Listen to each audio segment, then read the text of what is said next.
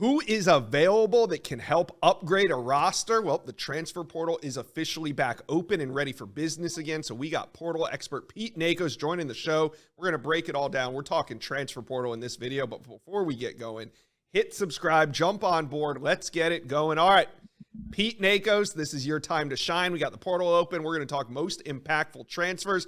Here's just kind of a cross-section of some of the best players available. We'll start at the top with DB Jacoby Matthews, who's leaving Texas A&M. Our own Steve Wiltfong, though, reporting that 2 teams are emerging. Who are they, and what are you hearing? Yeah, our own Steve Wiltfong is reporting that Oregon and Florida State are the 2 teams to watch at this point. Steve talked to Jacoby on the phone today, talked about the decision to enter the portal, has a great story up on on3.com, and no surprise there. 2 of the best in acquiring transfer portal talent are in the mix. Jacoby Matthews, like you said, Josh, is an immediate impact player. Could really help a secondary in 2024. And the biggest thing in the transfer portal these days, he's experienced and has played in the SEC before. Yeah, and he was a 5-star recruit, one of the best players in the country coming out of high school. We'll see where he lands. Will it be Oregon? Will it be Florida State? You guys let me know, comment section below. All right, Dallin Hayden, he's leaving Ohio State. He's a talented back, but it is a crowded backfield at Ohio State. Who stands out with Dallin Hayden early as the transfer portal just opens? Yet again, Steve Wiltfong talked to Dallin, and Dallin listed a few schools, but I think the real thing to emphasize here, Josh, is it's going to be a really crowded running back market, right? You got Damian Martinez, you got Penny Boone, you get Henry Parrish. I think this is going to be a situation where Dallin Hayden might not rush a decision, and you could see him kind of wait this out and see what options there are when kind of all the dominoes fall. Okay, well, one of the backs you just mentioned is the next player I want to talk about. That's running back Damian Martinez. He's leaving Oregon State. Probably one of the most productive running backs to hit the market, maybe the top running back to hit the market. That's, we'll see about that. But Damian Martinez, he's going to leave Oregon State. Where do you think that he's going to land? Miami and Ole Miss are the 2 schools that I've heard a lot about. Obviously, he hasn't officially entered, but with this new negotiation system in college football, it's kind of a free Wild West-ish. So, right. I see Miami and Ole Miss. I kind of like where Miami's at, though, right now. Yeah, and Miami loses running back Henry Parrish. He's been connected to Ole Miss as well. Is that a scenario where maybe Henry Parrish could go back to Miami? I mean, they need a running back. I don't foresee that happening. I really like Ole Miss there. Has some connections from, obviously, previously he was at Ole Miss, and then it just seems like a natural fit. And Ole Miss definitely wants to add someone with Quinshon Judkins' departure, and I know they added Logan Diggs, but I think Henry Parrish kind of checks off a lot of boxes that Ole Miss is looking for in a running back this go around. All right, now linebacker Elijah Herring. This one's interesting because he was a very productive linebacker last year at Tennessee. Slightly injured this spring, didn't really participate, and now he's hitting the portal. What are you hearing on Elijah Herring? No specific teams yet. I think this is a situation where Elijah Herring really stepped up and made a big impact in 2023, but Tennessee has a really stacked linebacker core entering 2024, and I think he kind of saw that to get the reps he got in 2023, he might have to go elsewhere. I kind of see him landing in an ACC or Big Ten school at the moment. Okay, now wide receiver Carmelo English coming off of a national championship run with Michigan. He played a little bit last year. A really good prospect coming out of high school. What is going on with wide receiver Carmelo English as he is now in the portal? Right. You mentioned he's from Michigan. I think that is something a lot of people need to pay attention to. Right. We talked about Jacoby Matthews earlier. He can't transfer inside the SEC unless he'd have to sit a year. Carmelo English could play right away. I really like Auburn and Kentucky in this, just right off the bat. The 2 schools who are vying with Michigan for him in his recruitment. He's from Phoenix City, Alabama, which is like 20 miles from Auburn. I think a return to Auburn might make some sense. Obviously, though, as you and I both know, Josh, Hugh Freeze's wide receiver room has a lot of talent right now. Yeah. When it comes to the portal, just in general, are we seeing more availability of backups or starters? Because there was a lot of national media that kind of hyped this portal window up, that it was going to be one of the craziest in the era of college football transfer portal.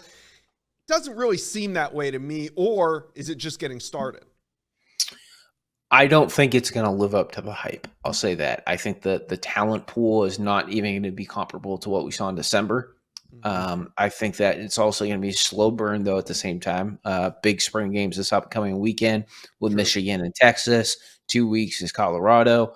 I'm not saying that those rosters are going to get rated, but I think we have to consider that when we talk about the talent pool. But yeah, I don't think that this is going to live up to the hype. I also think that when you look at what we're going to see over these next couple of weeks, you're going to see a lot of good backups who are either looking to climb up into a starting role or maybe even play on a bigger platform. Yeah, I think maybe this second portal window was overhyped. It feels more to me like NFL free agency right before the season begins, that one before camp begins in the summer, when maybe some NFL vet gets cut from a program and he's now available. And yeah, maybe he hasn't produced like he has in the last 3 or 4 years, but he's overhyped because he's one of the only ones available. It kind of feels like that to me. Yeah, no, I agree. And I think what we're seeing here, and I was talking to JD Piquel earlier about this, I think that this is the time where a lot of programs try to say, okay, I really need a backup offensive tackle. Let's see what's available. Yeah. No one is completely retooling their roster at this time of year. This is where you go get the depth so you can go on a college football playoff run. Right. And you need that depth. And depth ain't cheap. Yeah. And depth isn't coming cheap, is it, Pete?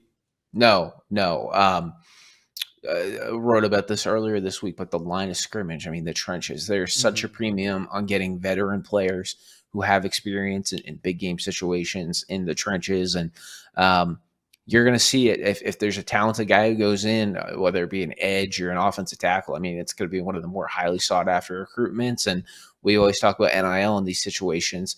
They're going to be a really big deal.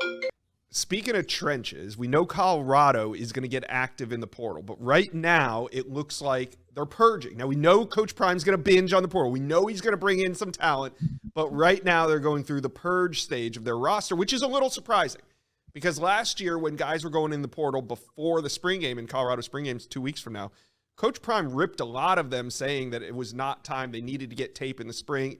Now, so maybe these guys are getting pushed out. We don't really know what's happening right now, but they are losing players at offensive line, defensive line. Is this retooling so that they can bring in more talent, or is this a cause for concern? Josh, I think this is retooling. There's a few guys who haven't played a lot who went in the portal. At the same time, they've lost a decent number of players in the portal today, and I think the big thing is Colorado going to be able to get to the 85 scholarship players? Obviously, they lost an unprecedented amount of players in 2023.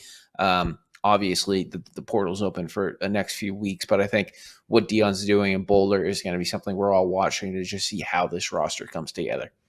Yeah, really interesting. We talked Ohio State at the running back position. We know it's a crowded room. Well, the QB room is also very crowded. Bringing in Will Howard, bringing in Julian Say, and signing Aaron Nolan. Do you think Ohio State is going to be able to keep all of its quarterbacks through this window?